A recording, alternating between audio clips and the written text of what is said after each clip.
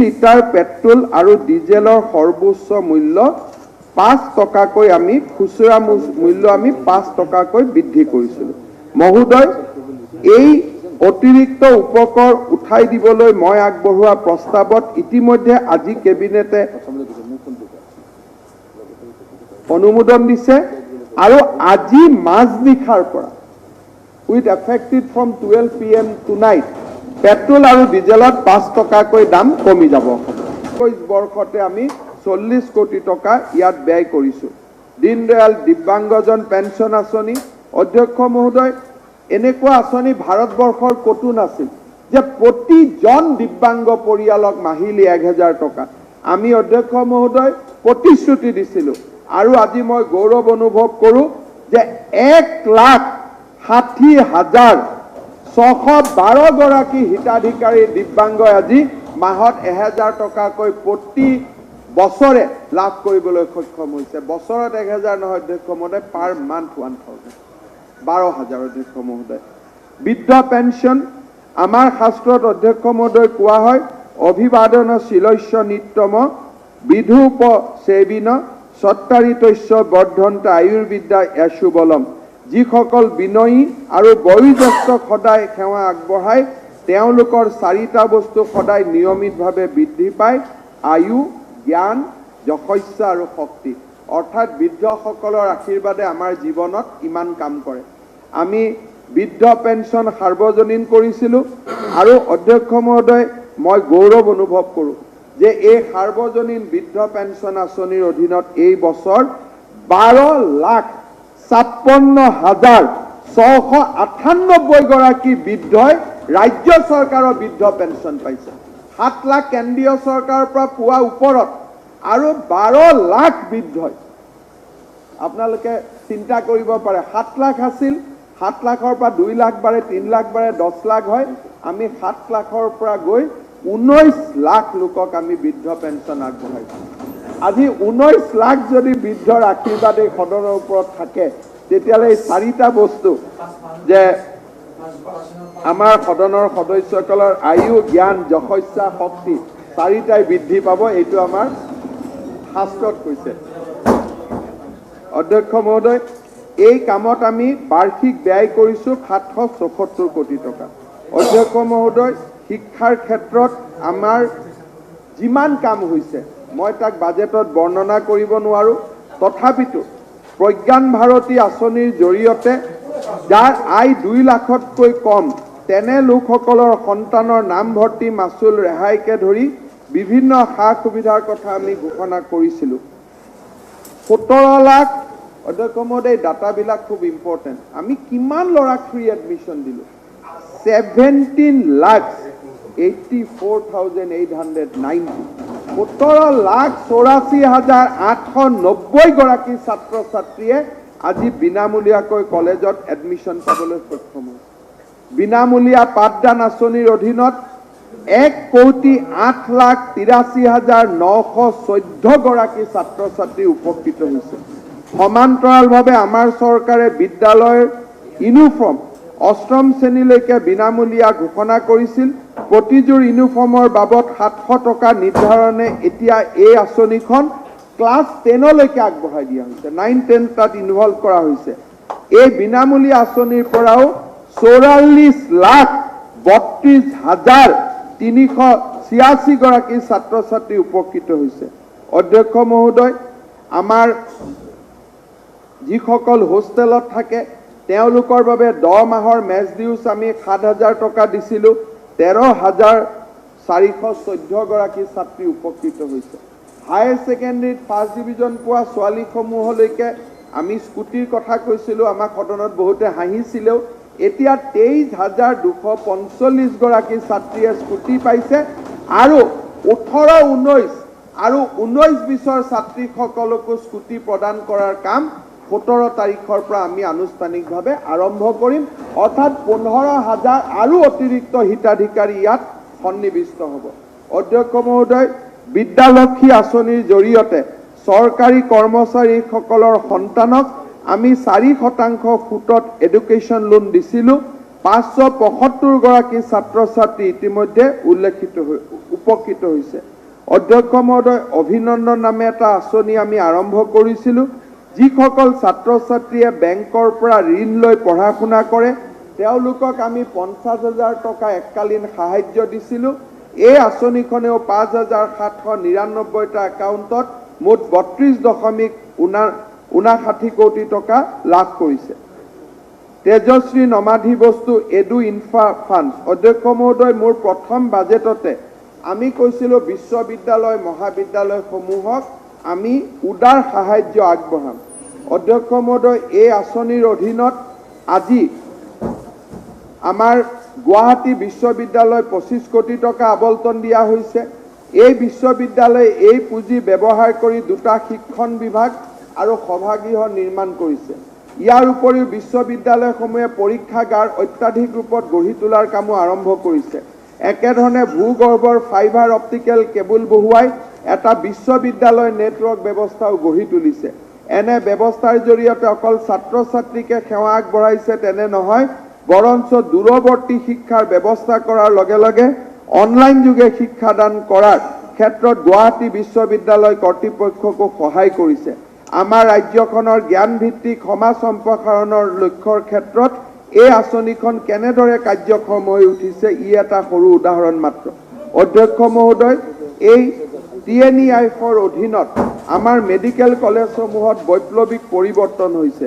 গুৱাহাটী, ডিব্ৰুগড়, শিলচৰ চিকিৎসা মহাবিদ্যালয়ত 300 কোটি টকা ব্যয় কৰা হৈছে। এতিয়ালৈকে অধ্যক্ষ মহোদয়, out of 300 crore 284 crore actually খৰচ হৈছে, যাৰ ফলত ইয়াতে নতুনকৈ কেথ লেব, 3 টেছলাৰ, MRI বিভিন্ন ধৰণৰ সা সৰঞ্জাম আজি মেডিকেল কলেজবিলাকত আমি দেখা পাওঁ। অধ্যক্ষ মহোদয়, 5খন নতুন বিশ্ববিদ্যালয় আমাৰ দিনত আমি স্থাপন কৰাৰ প্ৰতিশ্ৰুতিত সফল হৈছিলোঁ।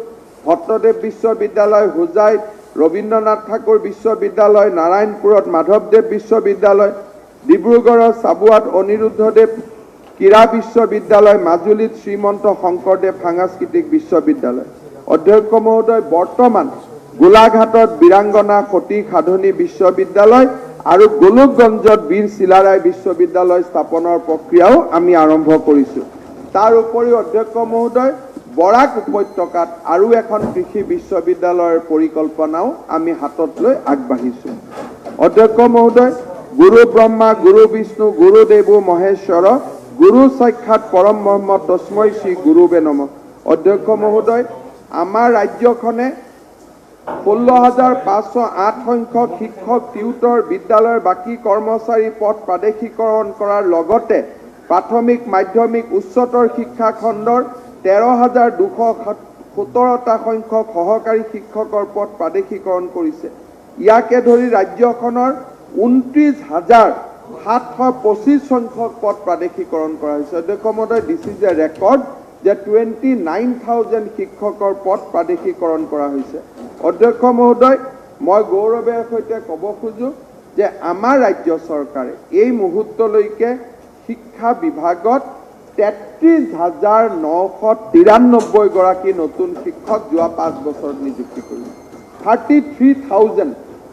অধ্যক্ষ মহোদয়, স্বাস্থ্য আৰু পৰিয়াল কল্যাণ বিভাগ, আপোনালোকে জানে যে কোভিডৰ সময়ত আমি কি ধৰণে কাম কৰিছিলোঁ। আমাৰ 2019 বৰ্ষৰ ছেপ্টেম্বৰ মাহত গুৱাহাটী, ডিব্ৰুগড়, বৰপেটা, ডিফু, তেজপুৰ, লখিমপুৰ, যোৰহাট, মঙলদৈ আৰু কোকৰাঝাৰত আমাৰ কেঞ্চাৰ হস্পিটেলবিলাক কমপ্লিট হৈ যাব। বহুতে আমাক কৈছিল যে কেঞ্চাৰ হস্পিটেলবিলাক কি হ'ল। আমি চাইলেণ্টলি এনেকৈ কাম কৰিলোঁ যে এতিয়া আমি কোনোবা দিনা ভাৰতৰ প্ৰধানমন্ত্ৰীক মাতি আনি একেদিনাই এই গোটেই কেঞ্চাৰ হস্পিটেল 2021 ছেপ্টেম্বৰত আমি ইনগ্ৰেশ্যন কৰি দিম। ক'ত ক'ত হ'ব? আমাৰ কেঞ্চাৰ হস্পিটেল গুৱাহাটীত ৰেডি, ডিব্ৰুগড়ত ৰেডি, বৰপেটাত ৰেডি, ডিফুত ৰেডি, তেজপুৰ, লখিমপুৰ, যোৰহাট, মঙলদৈ আৰু কোকৰাঝাৰ। একেদিনাই এটা বুটামেৰে আমি গোটেইকেইখন কেঞ্চাৰ হস্পিটেল আমি আৰম্ভ কৰিম। অধ্যক্ষ মহোদয়, মেডিকেল কলেজ স্থাপনৰ ক্ষেত্ৰত আমি পোৱা সফলতাসমূহৰ বিষয়ে আপোনালোক অৱগত। অটল অমৃত অভিযান, অধ্যক্ষ মহোদয়, এই আঁচনিটোৰ জৰিয়তে আমি বৰ্তমানলৈকে 45,220 গৰাকী হিতাধিকাৰীক আমি উপকৃত কৰিছোঁ। আজি ICU package, heart transplant, kidney transplant, cancer, এই গোটেই ৰোগবিলাকৰ ভিতৰত যোৱা 3 বছৰত আমি 1,45,220 গৰাকীক হিতাধিকাৰীক আমি উপকৃত কৰিব পাৰিছোঁ। প্ৰধানমন্ত্ৰী আয়ুষ্মান ভাৰত আঁচনিৰ অধীনত 1,50,973 গৰাকী হিতাধিকাৰীয়ে নগদ ধনবিহীন চিকিৎসা লাভ কৰিবলৈ সক্ষম হৈছে। এক প্ৰকাৰ ক'ব গ'লে স্বাস্থ্যৰ সুৰক্ষাৰ ক্ষেত্ৰত যোৱা 5 বছৰ অটল অমৃত অভিযান আৰু আয়ুষ্মান ভাৰতে এক নতুন অভিলেখ স্থাপন কৰিবলৈ সক্ষম হৈছে। অধ্যক্ষ মহোদয়, এই সময়ছোৱাৰ ভিতৰত মই অত্যন্ত গৌৰৱেৰে সৈতে ক'ব খুজিছোঁ যে 2018 বৰ্ষৰ পৰা আমি ডক্তৰ নিযুক্তিৰ ক্ষেত্ৰত যি ফাষ্ট ট্ৰেক ব্যৱস্থা গ্ৰহণ কৰিছিলোঁ, চিকিৎসা আৰু স্বাস্থ্য নিয়োগ বোৰ্ড আমি গঠন কৰিছিলোঁ, এই মুহূৰ্তলৈকে 2018 চনৰ পিছত 1,412 গৰাকী নতুন চিকিৎসক আমি নিযুক্তি কৰিবলৈ সক্ষম হৈছিলোঁ। অধ্যক্ষ মহোদয়, গ্ৰামোন্নয়নৰ ক্ষেত্ৰত অসম কৃষি ক্ৰেডিট ৰাজ সাহায্য আঁচনি, কিষাণ ক্ৰেডিট কাৰ্ড আঁচনি, শস্য জিৰ' ইণ্টাৰেষ্টত শস্যৰ ঋণ, এই গোটেইবিলাক আঁচনিত অধ্যক্ষ মহোদয় আমি যথেষ্ট সফলতা লাভ কৰিবলৈ সক্ষম হৈছিলোঁ আৰু এই আঁচনিখনৰ জৰিয়তে 10,06,305 গৰাকী কৃষক উপকৃত হৈছে। অধ্যক্ষ মহোদয়, মুখ্যমন্ত্ৰীৰ সমগ্ৰ গ্ৰাম্য উন্নয়ন যোজনা, এই যোজনাৰ অধীনত আমি 9,135খন আমি ট্ৰেক্টৰ যোগান ধৰিব পাৰিছোঁ, 444খন খেলপথাৰ আমি উন্নতি কৰিব পাৰিছোঁ, ফিচাৰী ক্ষেত্ৰত আমি প্ৰায় 60 লাখ টকা বিতৰণ কৰিছোঁ আৰু আমি কেইবাখনো জাগাত বিশেষকৈ আমি প্ৰায় 6-7টা স্থানত ডায়েৰী ডেভেলপমেণ্টৰ কাৰণে এই CM স্বনিয়োজন প্ৰকল্পৰ পৰা আমি দ্ৰুত গতিত আমি কাম হাতত ল'ব পাৰিছোঁ। অধ্যক্ষ মহোদয়, আমি স্বয়ম আঁচনি ঘোষণা কৰিছিলোঁ। এই স্বয়ম আঁচনিয়ে ৰাজ্যখনৰ যুৱকসকলৰ পৰা অভূতপূৰ্ব সঁহাৰি পাইছিল। এই মুহূৰ্তলৈকে আমি 1,82,790 গৰাকী হিতাধিকাৰীক আমি 30,000 টকাকৈ মুকলি কৰি দিছোঁ। 443 কোটি টকা আমি মুকলি কৰি দিছোঁ। খুব কম দিনৰ ভিতৰতে তেওঁলোকৰ প্ৰশিক্ষণ সম্পূৰ্ণ হোৱাৰ পিছত আৰু 20,000 টকা তেওঁলোকৰ একাউণ্টত আমি মুকলি কৰি দিম আৰু যিসকলে পোৱা নাই, A গ্ৰেডত আছে, তেওঁলোককো আমি A+লৈকে লৈ গৈ স্বয়ম আঁচনিত অন্তৰ্ভুক্ত কৰিম। বাজেটত ইতিমধ্যে এই ধন আমি সংযোজিত কৰিছোঁ। অধ্যক্ষ মহোদয়, গাঁওবুঢ়াসকললৈকে মোবাইল ফোন, বজালিত নতুন জিলা, ধলা শদিয়া বগীবিল দলং মুকলি কৰাৰ ক্ষেত্ৰত ক্ষতিগ্ৰস্ত নাৱৰীয়া, ৰেস্তোৰাঁ ইত্যাদি কৰ্মচাৰীসকলৰ কাৰণে পেকেজ, এই গোটেইবিলাক প্ৰতিশ্ৰুতি অধ্যক্ষ মহোদয় আমি পালন কৰিছিলোঁ।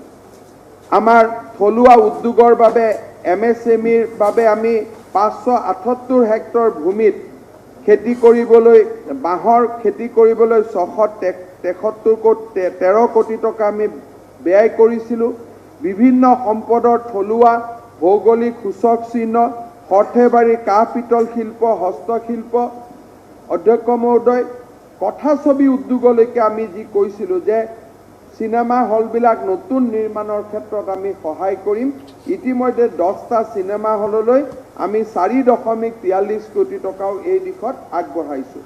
শিক্ষা বিভাগত গুণোৎসৱ, নতুন শিক্ষা প্ৰতিষ্ঠান।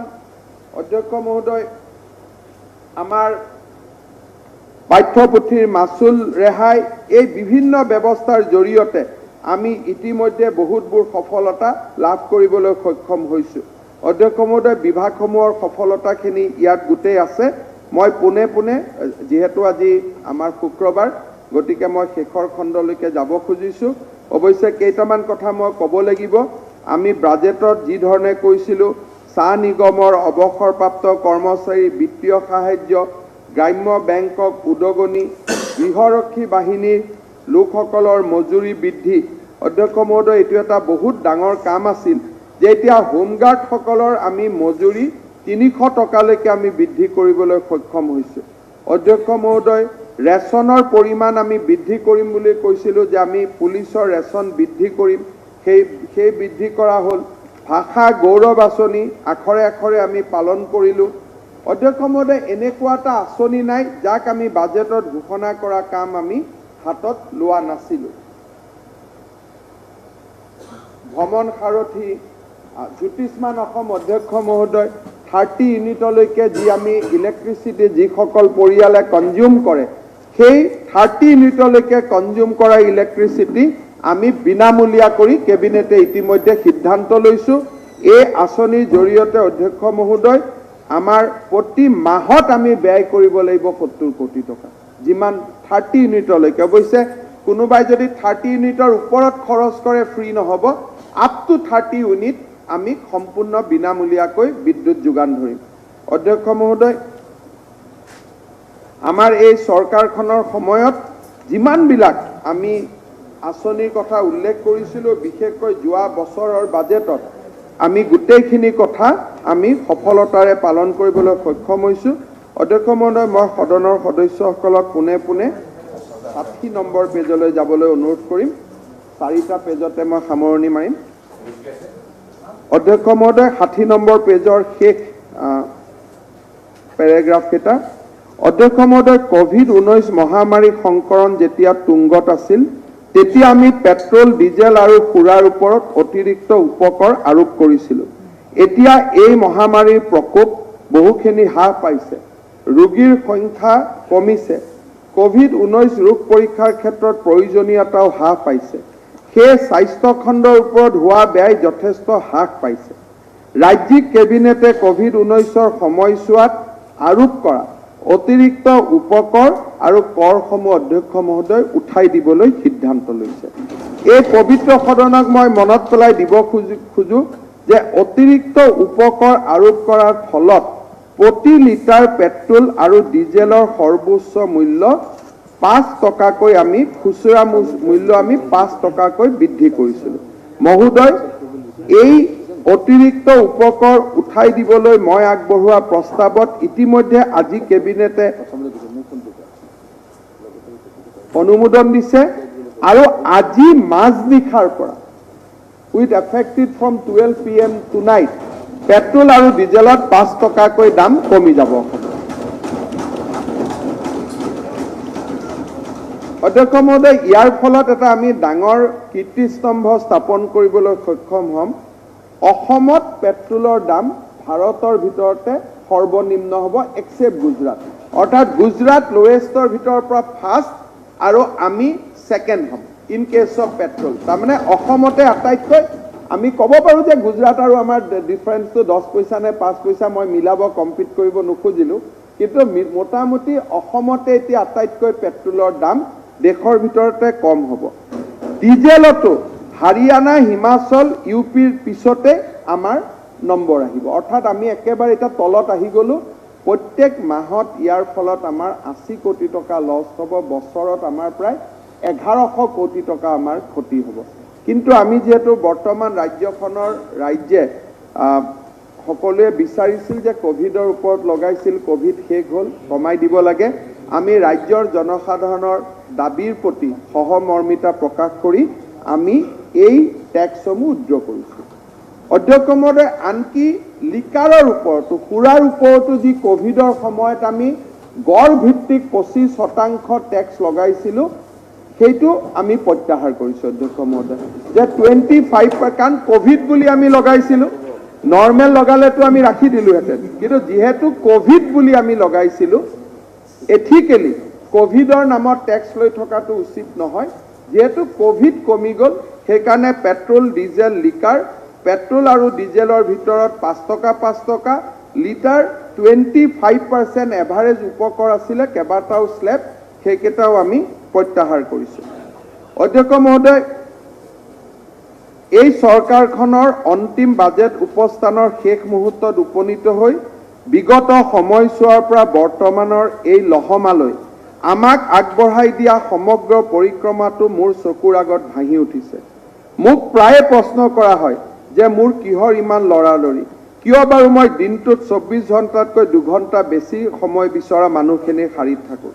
মহোদয়, যিসকলে মোৰ গতি আৰু এই উদ্দেশ্যক প্ৰশ্ন কৰে তেওঁলোকৰ বাবে মোৰ এটাই উত্তৰ, মই এটা জীৱন বাছি লৈছোঁ, মোৰ সহকৰ্মী বৃন্দই এটা জীৱনকে বাছি লৈছে যাতে আমি প্ৰতিটো মুহূৰ্তত জীয়াই থাকিব পাৰোঁ, প্ৰতিটো পলে পলে কামত জড়িত হ'ব পাৰোঁ, জীৱনটো উদযাপন কৰিব পাৰোঁ। বেঞ্জামিন ফ্ৰেংকলিনৰ ভাষাত হেৰুৱা সময় যে নাহি উভতি। অধ্যক্ষ মহোদয়, সঠিক সময় বুলি কোনো কথা থাকিব নোৱাৰে। একমাত্ৰ সত্য হ'ল সময় মাথোন এটাই আৰু সেয়া হ'ল বৰ্তমান।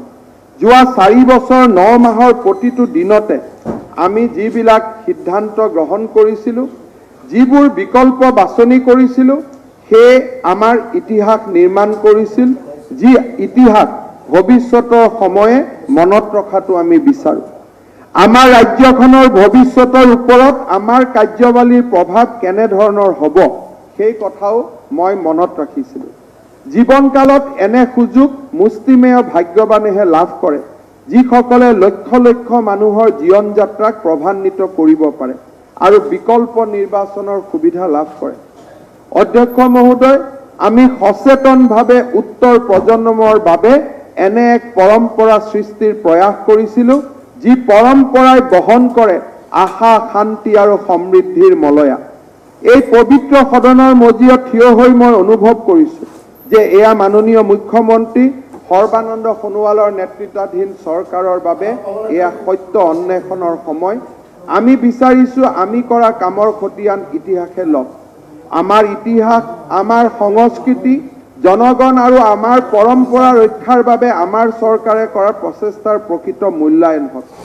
যোৱা 5 বছৰত আমি লক্ষ লক্ষ যুৱক যুৱতী আৰু পুৰুষ মহিলাৰ সপোন আৰু আকাংক্ষাৰ মুখামুখি হ'লোঁ। সেই সপোনক স্বয়ং অৰুণোদয়, কনকলতা মহিলা সবলীকৰণ যোজনা, প্ৰজ্ঞান ভাৰতী, মুখ্যমন্ত্ৰীৰ সমগ্ৰ গ্ৰাম্য উন্নয়ন যোজনাৰ দৰে অলেখ আঁচনিৰ যোগেৰে ৰূপায়ণ কৰাৰ পণ ল'লোঁ।